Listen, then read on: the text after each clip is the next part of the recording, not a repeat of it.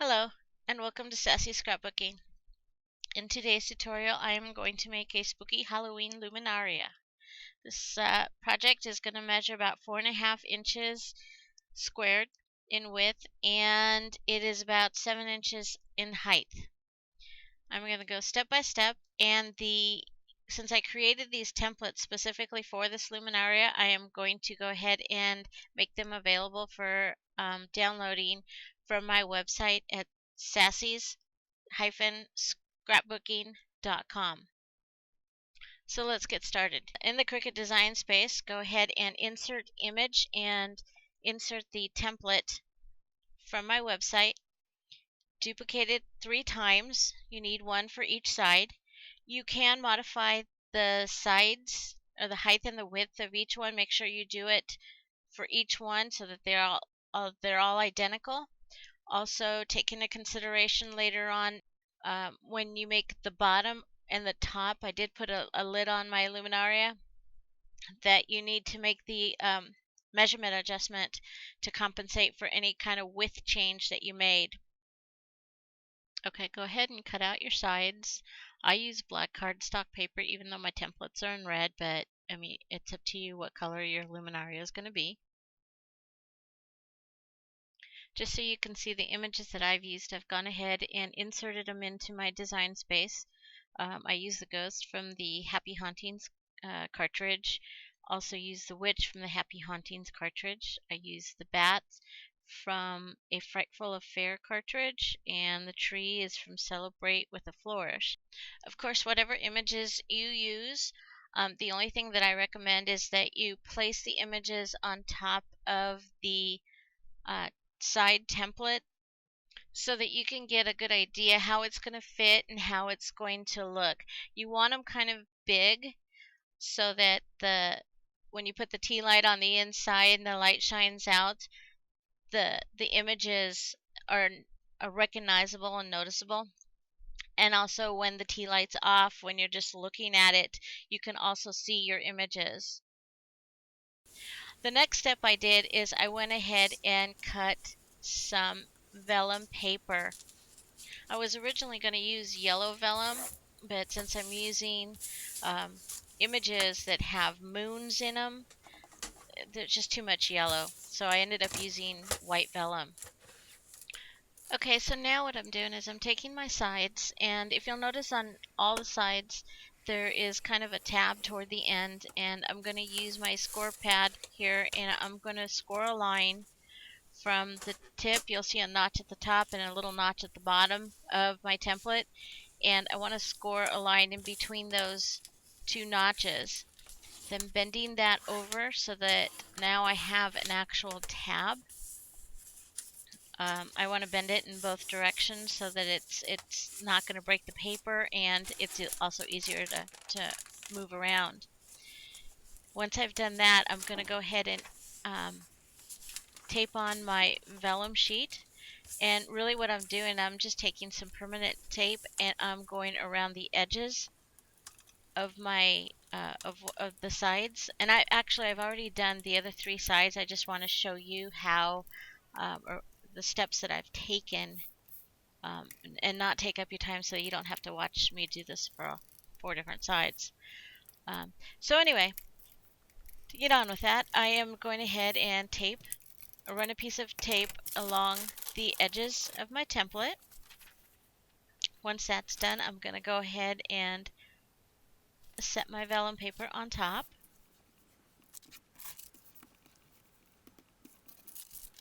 Here's all 4 sides.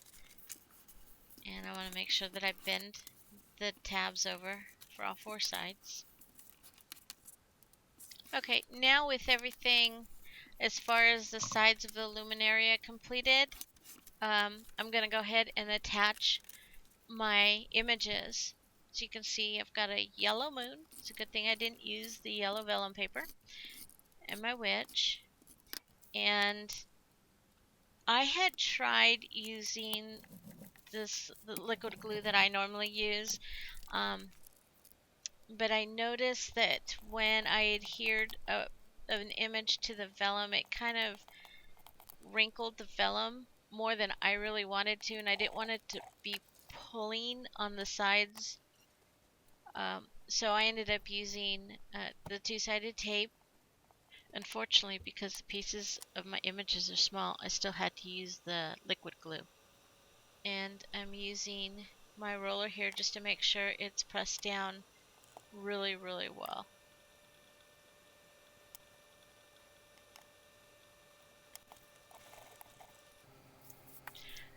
Okay, now with all the sides done, the images have been taped on. What I'm going to do is I'm going to start assembling. And to do that, I'm going to go ahead and run a piece of double-sided tape on the top of the tab on one of my sides.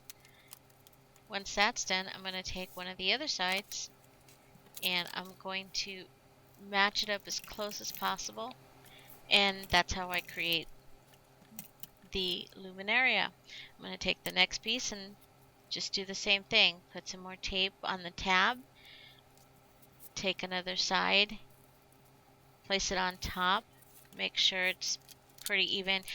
You want to be very careful about that, about placing the sides together. You want them as even as possible, as straight as possible, because when you're done assembling, if it's off, noticeably off, your Luminaria doesn't sit straight. Okay, so now we are on the last tab, and this is where we are going to basically adhere the ends together to make or to complete the Luminaria. Now I'm just pressing down on the seams to make sure that they've adhered really well. I like to take my fingers and press down on the inside of each seam just to make sure it's stuck together. And now you have all the sides for the Luminaria completed. My last or second to last step here is I'm going to take some more stock paper, and based on my measurements that I use to create my Luminaria, I need a base that is 4.5 inches squared,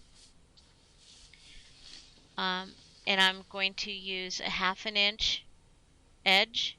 So I am making or cutting this black cardstock at 5.5 inches by 5.5 inches, and then I'm going to score a line 1/2 inch on all sides. Once that's done, I'm going to go ahead and fold my edges up. Make sure I have a sharp crease. Now I'm just going to take some scissors and I am going to cut the crease on one edge up to the score line.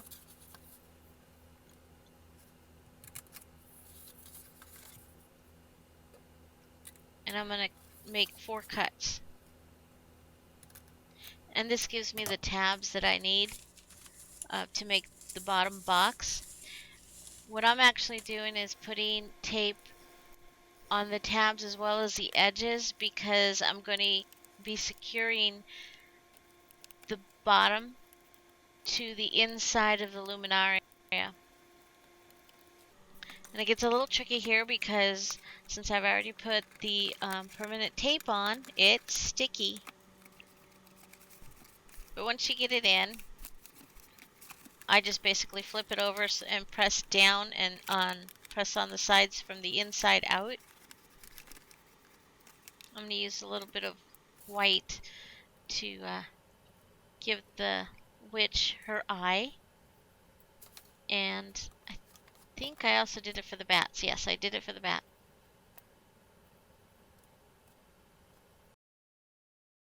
I would like to take one more moment of your time and thank you for watching my video at Sassy Scrapbooking. Please subscribe to my channel and watch my other videos. I will continue to add new videos as my adventures with the Cricut Explorer continue. Bye for now.